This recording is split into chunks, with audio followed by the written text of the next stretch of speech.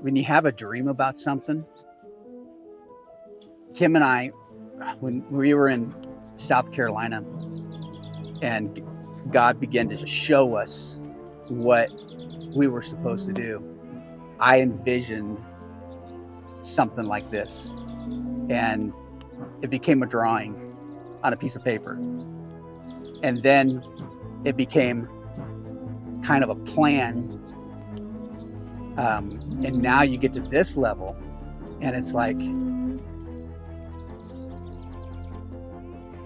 it's almost surreal. Like what happened to what we thought all the way back in South Carolina and Georgia is sitting in front of us. And it's starting to take shape. BJ, come on. Come on, buddy. Come on. There you go. Come on. Come on.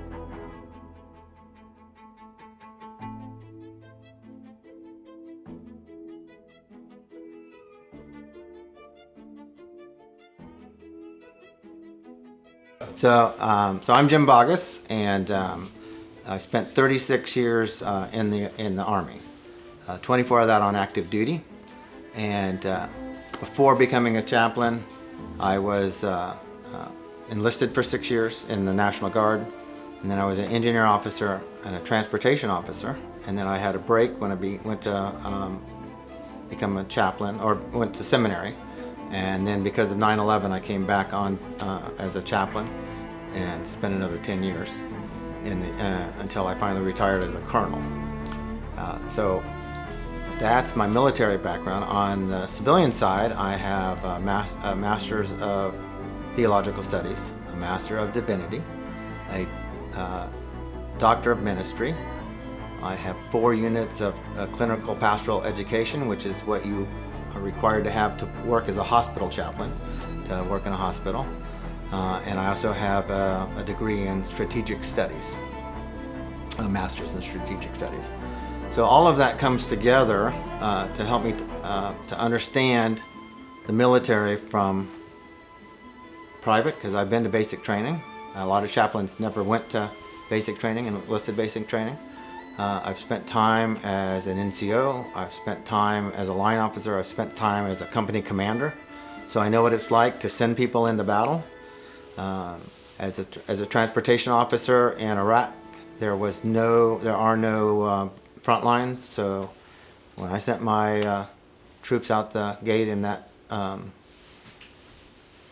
truck to transport stuff, they're getting blown up with roadside bombs just like everybody else was. So I've been there, I've done some of that stuff. As a chaplain, I supported mortuary affairs. So I knew what it was like to see those soldiers who were going home in a box. And I worked with the people who had to put the pieces together and put them in that box. And so I've seen the horrors of war. I've known people who have suffered tremendously because of the horrors of war. And so my heart aches for everyone who's ever had to go through that. And I want to see those who are having trouble dealing with that find hope and healing. My injuries in Iraq is where my journey starts. I had some leadership that took a personal offense to me as a chaplain. They must have had some bad experience of faith or bad experience of chaplains and took it out on me personally. But in a combat zone is not the place. Left me several times in harm's way because chaplains don't carry weapons. In doing that,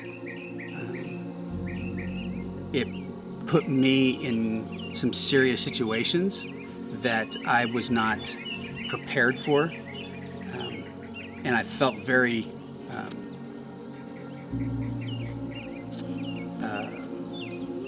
open, and I felt very unsecure, and it left a permanent type of feeling inside of me. And in 2014, I had a full-blown episode of meltdown, and I haven't recovered. And long story short, I ended up getting medically retired from the military after 19 years and 8 months. When I left, I knew that I never wanted another veteran, another active duty person to ever feel what I felt, that they would never experience what their memory was placing upon them without knowing that they were safe, that they had someone that was caring for them and that would walk with them.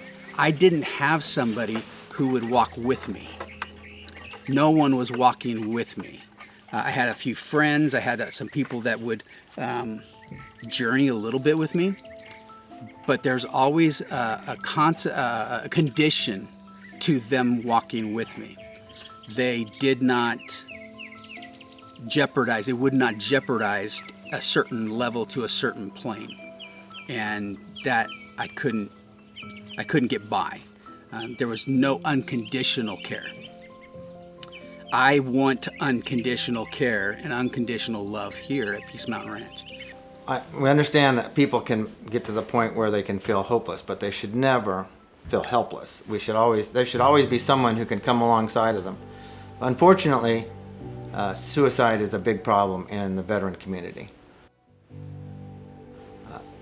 They had that battle buddy, they had that person with them that was able to share hope with them, help them get back. But now that they're out, sometimes because they don't feel like they fit into society, having trouble adjusting, they often will gravitate to rural areas like this and kind of be off by themselves. And they need a place where they can find help so they can have their hope restored. And so I think that's probably the most important thing I'd like to see happen here, is that ability to reach those veterans and give them a place where they can come and have their hope restored and find the help they need so that they can start that healing process and have a purpose again. We've seen that a lot of veterans that spent 20 or 30 years in the military, their whole identity was wrapped up in who they were in the military, and then they kind of lose that identity when they get out. And if they can't find a new purpose, that can be very devastating. So we want to help them find that hope, find that healing, and get that new purpose in life. And so whatever we need to do here to get the word out, whatever facilities we need so they have a place to stay, that's what I want to see Peace Mountain Ranch grow into. I didn't get the help I needed. And now I struggle each and every day with the PTSD that I have, not being able to feel comfortable to leave my property. I don't want other veterans to feel what I feel. And when I'm on this property, I don't feel those feelings. And so I pray that we create a place, a bubble, that when they pass the membrane on this property, they feel what I feel. They feel the peace, they feel the hope, they feel an arriving of a purpose, that tomorrow truly can be something different than the days and years that they've been feeling what they have been feeling. That's what drives me, is because I didn't have it. I didn't get it. I wasn't respected enough to have people unconditionally journey with me. I was very alone for almost 20 years.